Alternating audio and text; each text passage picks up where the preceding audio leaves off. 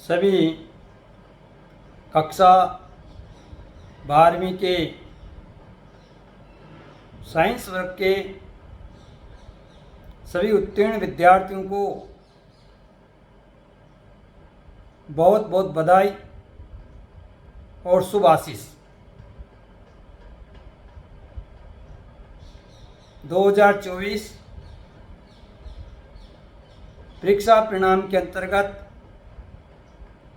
जिन बालकों ने अच्छे अंक प्राप्त किए हैं, सभी की एक ही इच्छा है कि हम 12th क्लास बाद क्या किया जाए। मैं सभी अभिभावकों और शिक्षार्थियों से निवेदन करता हूं कि कक्षा 12 के बाद आप अपने पालित को किस संस्थान में या किस कोर्स के लिए उच्च अध्ययन करवाना चाहते हैं, इस पर आज हम विस्तार से चर्चा करेंगे। कक्षा 12वीं तक स्कूलिंग शिक्षा के पश्चात आपका पालित उच्चतर शिक्षा के लिए उच्च शिक्षण संस्थानों में प्रवेश के लिए आवेदन करता है। समस्या ये है कि वे आवेदन किस कोर्स के लिए करें, किस पाठ्यक्रम के लिए करें। इसे हम दो प्रकार से विभाजित कर सकते हैं, दो कैटेगरी में रख सकते हैं, एकेडमिक और नॉन एकेडमिक। एकेडमिक कोर्स के अंतर्गत हम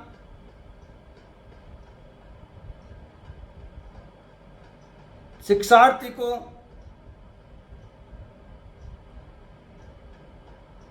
विज्ञान,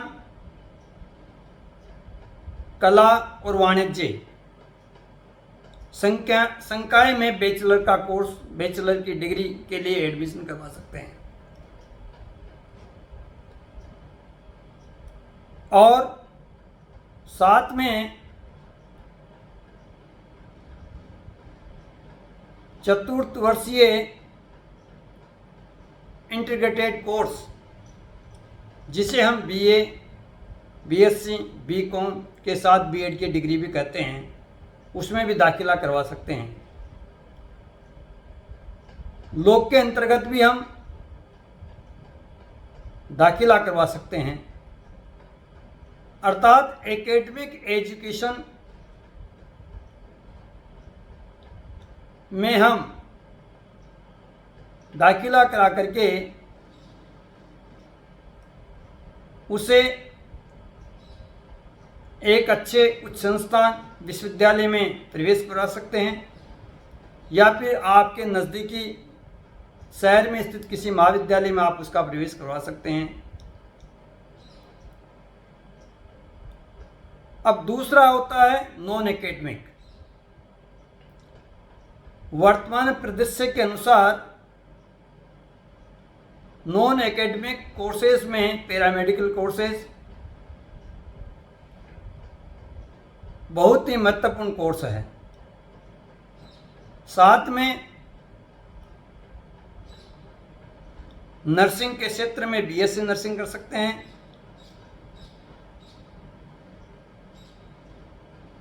बीपीटी कर सकते हैं, और भी वेटनरी कोर्सेज कर सकते हैं, बी फार्मा, डी फार्मा कर सकते हैं, किसी छोटी टेक्निकल लाइन का कोर्स कर सकते हैं। अनेक प्रकार के रास्ते हमारे अनएकेडमिक के रूप में खुले हुए हैं। लेकिन महंगाई के इस समय में, इस दौर में हमें शिक्षा के साथ साथ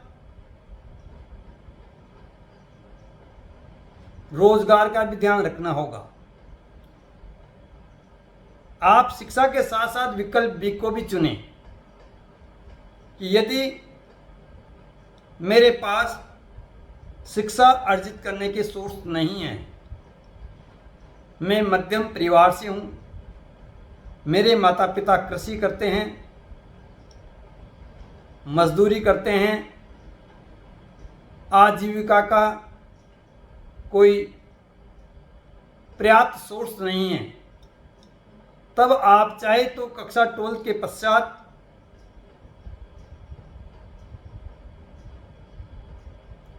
प्राइवेट या स्वयं पार्टी विद्यार्थी के रूप में एकेडमिक कोर्स कर सकते हैं और छोटा कार्य आप व्यवसाय के रूप में शुरू कर सकते हैं, जिससे कि आप आत्मसंबल बने, आत्मनिर्भर बने। 12th के बाद सरकारी सेवा में जाने के लिए 2 वर्षीय पाठ्यक्रम कर सकते हैं, BSTC कर सकते हैं,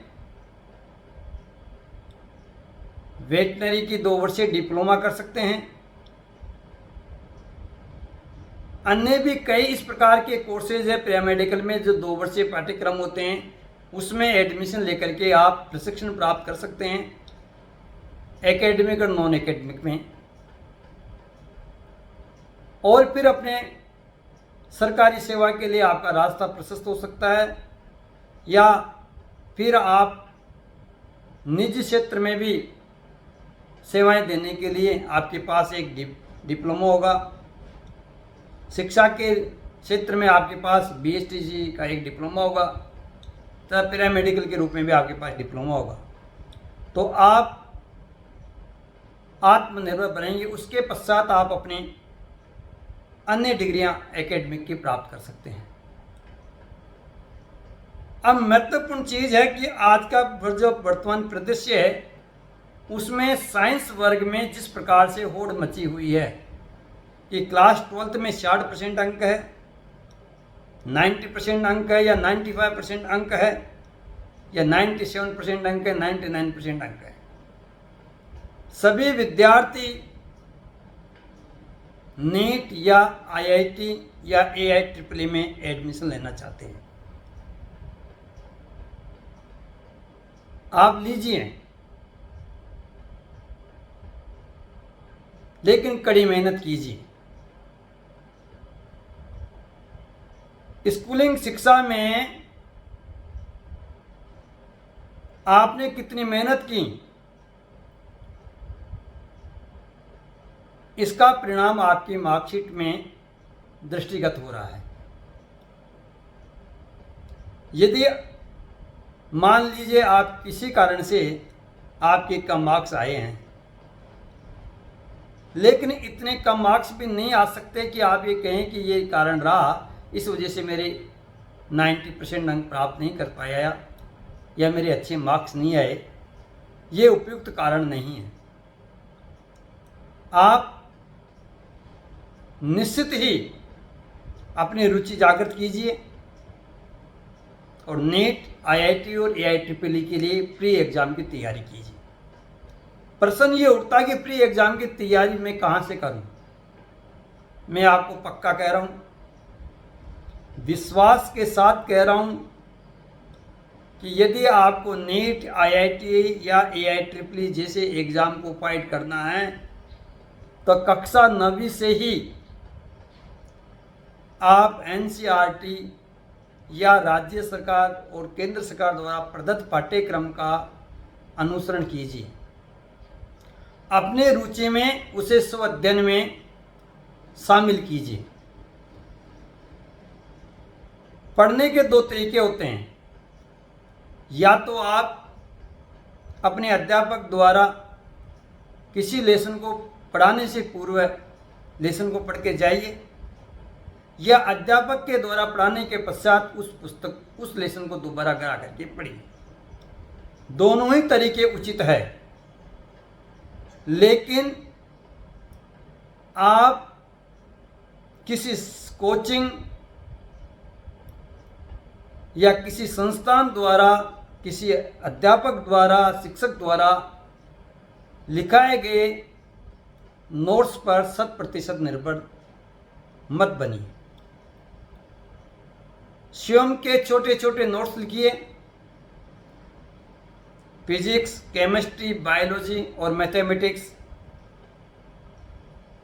के प्रत्येक लेसन का अध्ययन इस प्रकार से कीजिए कि उस लेसन में प्रयुक्त सभी शब्दों, परिभाषाओं, आरेख, डायग्राम, मात्रक आदि का संपूर्ण नॉलेज हो। आप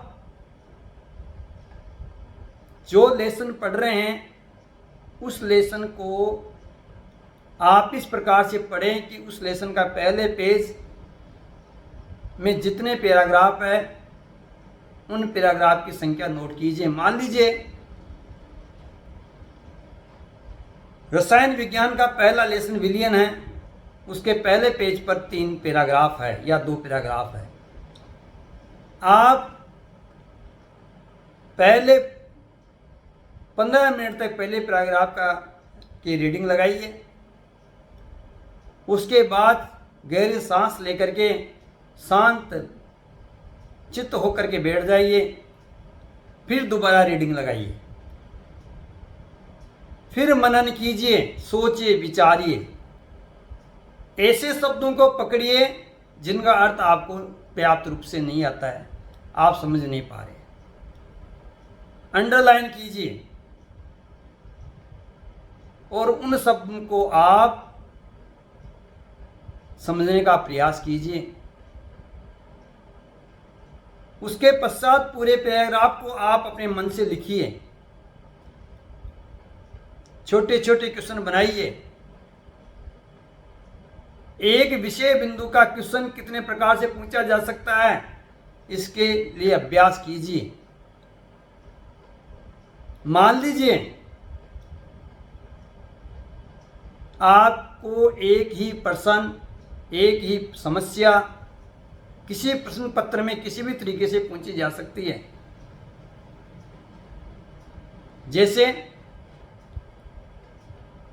विलयन के प्रमुख घटक कितने होते हैं, यह साधारण क्वेश्चन की प्रकृति है और आपका जवाब होगा विलायक और विलेय। लेकिन क्वेश्चन का तरीका बदल करके ये पूछा जाए कि विलायक रसायन विज्ञान के किस बिंदु के अंतर्गत पढ़ाया जाता है, थोड़ा आपको सोचना पड़ेगा। तीसरा क्वेश्चन इसी में से इस प्रकार से बनाया जा सकता है कि विलयन का एक घटक विलायक है, तब अन्य दूसरा घटक कौन सा होगा। यह भी आपका तीसरे नंबर का क्वेश्चन हो सकता है। विलेय और विलायक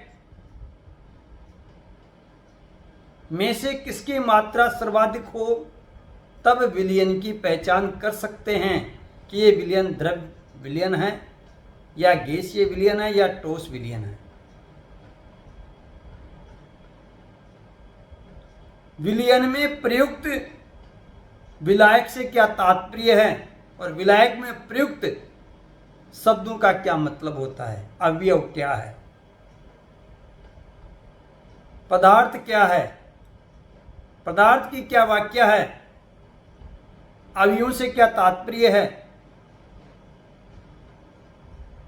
इस प्रकार आप एक एक शब्द का अर्थ समझिए, लिखिए। आप तब तक लिखिए जब तक आपको समझ में नहीं आ जाता है। आप तब तक पढ़िए जब तक आपको समझ में नहीं आ जाता है। देखिए बालकों,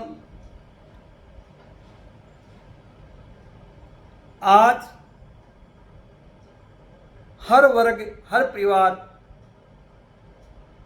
में जो भी प्रतिभाशाली विद्यार्थी होते हैं, उनके पेरेंट्स की इच्छा होती है कि मेरा पालित उच्च शिक्षा ग्रहण करें। लेकिन प्रतिस्पर्धा के इस ज़माने में ना उनके पास, ना वह आर्थिक रूप से संपन्न होते हैं और ना ही उन अभिभावकों के पास इतनी समझ होती है कि वह अपने पालित को सही दिशा निर्देश दे सके। और देखा देखी में वह अपने बालक को अन्यत्र अध्ययन के लिए भेज देते हैं और समझते हैं कि मेरा बालक अध्ययन कर रहा है। बड़ी विचित्र समस्या है। मैं प्रत्येक बालक से ये अपेक्षा करता हूं कि आप नीट, IIT, AIEEE कोई अपना अंतिम सोपान नहीं माने। आप सिविल सेवा की तैयारी कर सकते हैं। राज्य स्तर के अनेक छोटे छोटे एग्ज़ाम होते हैं। पटवारी है, ग्राम सेवक है, LDC है, शिक्षक है, लेक्चरर है, PTI है, कंपाउंडर है, आदि अनेक छोटे छोटे पदों के लिए तैयारी कर सकते हैं। रेलवे में जा सकते हैं, LIC के क्षेत्र में जा सकते हैं, बैंकिंग के क्षेत्र में जा सकते हैं। आप स्वयं का व्यवसाय शुरू कर सकते हैं। लेकिन आप किसी उच्च आकांक्षा में नहीं उलझें। अपना विजन क्लियर रखिए और विजन क्लियर यही है कि मैं अपने पाठ्य पुस्तकों का अध्ययन एक बार नहीं बार बार करूंगा। आश्चर्य मत कीजिए। यदि आपको श्रेष्ठ बनना है, अच्छा बनना है, लगन रखिए। आप कक्षा 11वीं की फिजिक्स पढ़ रहे हैं, रसायन विज्ञान पढ़ रहे हैं, गणित पढ़ रहे हैं या बायोलॉजी पढ़ रहे हैं,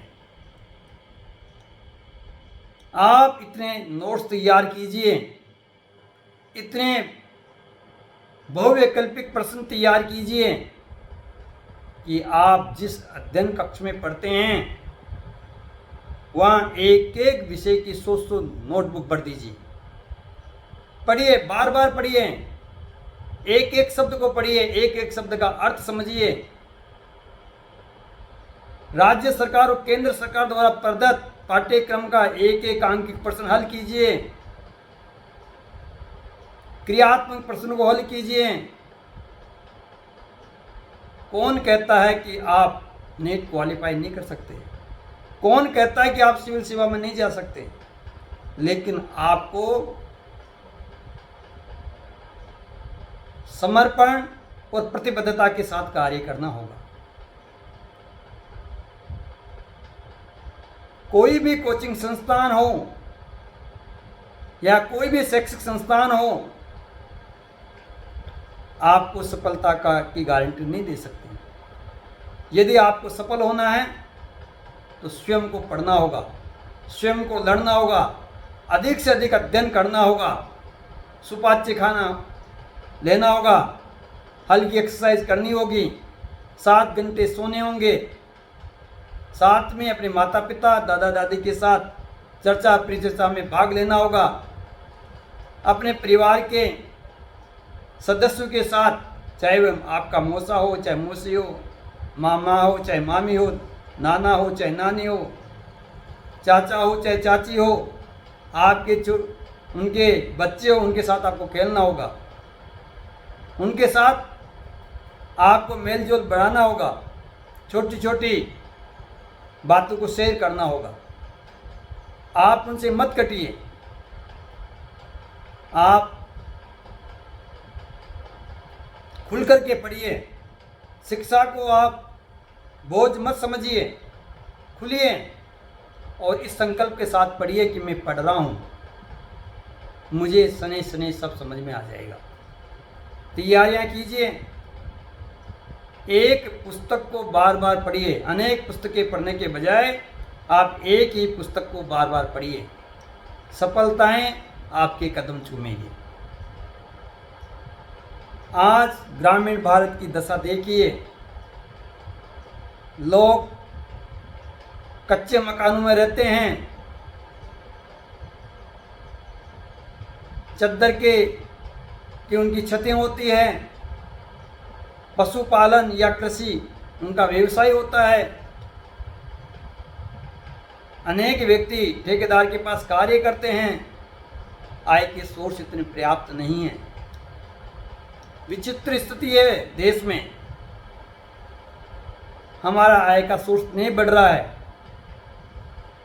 शिक्षा में प्रतिस्पर्धा बहुत बढ़ रही है, लेकिन घबराए नहीं। प्रतिस्पर्धा बढ़ना एक अच्छी बात है, लेकिन आप पढ़ाई को अपना शौक मानिए, वो भी मानिए। अच्छा पढ़िए, आगे बढ़िए, बार बार पढ़िए। आप राज की सेवा भी प्राप्त करेंगे, स्वयं का व्यवसाय भी खोल सकते हैं, समाज में समाज सेवा में आप आगे बढ़ सकते हैं।